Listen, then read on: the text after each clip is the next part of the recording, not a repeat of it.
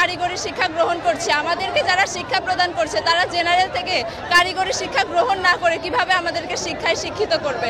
এই জন্য আমরা চাচ্ছি আমাদের কারিগরি শিক্ষা প্রতিষ্ঠানে যেন কারিগরি শিক্ষায় শিক্ষিত হওয়ার লোকজন যেন আমাদেরকে শিক্ষিত করে। যারা জেনারেল লাইনে পড়ে তাদের লাইনে তো আমরা যে চাকরির সুবিধা পাই না, তাহলে তারা কেন আমাদের ইঞ্জিনিয়ারিং লাইনে এসে তারা চাকরির সুবিধা ভোগ করবে? তারা কেন 10ম গ্রেডের চাকরির সুবিধা ভোগ করবে? তাহলে আমরা কোথায় চাকরি করব?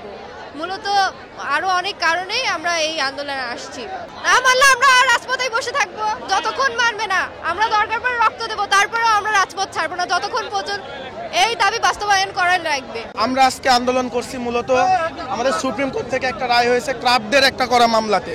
তো তারা এসএসসি এবং ইন্টার পাস করে এসে আমাদের পলিটেকনিক্যালে ক্রাফট হিসেবে ঢুকছে, আর কি যেটারে বলে ল্যাব ক্লিনার। তো ওনাদের কাজ হচ্ছে আমাদের ল্যাবে পরিষ্কার পরিচ্ছন্ন করা, আমাদের বিভিন্ন যন্ত্রপাতি আমাদের কাছে আগিয়ে দেওয়া। তো এখন তাদের এই কাজ থেকে তারা অব্যাহতি দিয়ে তারা চাচ্ছে যে আমাদের 15তম গ্রেড থেকে বা 16তম গ্রেড থেকে তারা আমাদের 9ম গ্রেড 10ম গ্রেডে আসার জন্য, মানে এক কথায় জুনিয়র ইনস্ট্রাক্টর এবং ইনস্ট্রাক্টর এই পদবিতে আর কি তারা আসার চেষ্টা করছে। তো এই জন্য তারা আপনার হাইকোর্টে একটা করেছিল, আপিল করেছিল। তো এই বাবদ একটা রায় আসে তাদের পক্ষে, যার ফলে আমাদের এই 9ম 10ম গ্রেড শুধুমাত্র ডিপ্লোমা হোল্ডারদের জন্য বরাদ্দকৃত ছিল।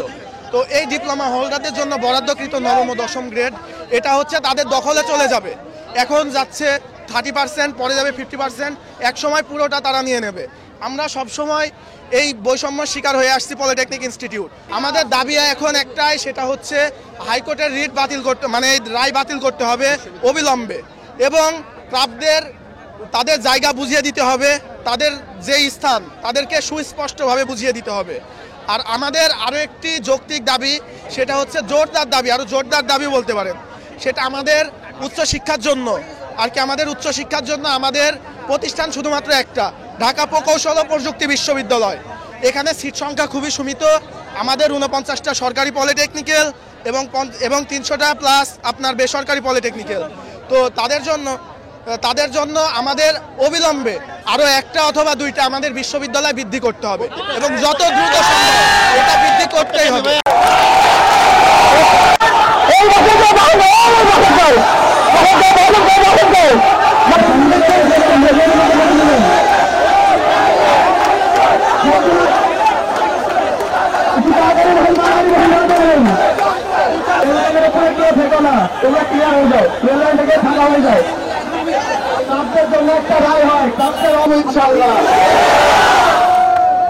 উচ্চ শিক্ষা ক্ষেত্র হিসেবে শুধুমাত্র একটি পাবলিক ইউনিভার্সিটি আমাদের জন্য সরকারি পলিটেকনিক্যাল এবং প্রায় 30টা বেসরকারি পলিটেকনিক্যাল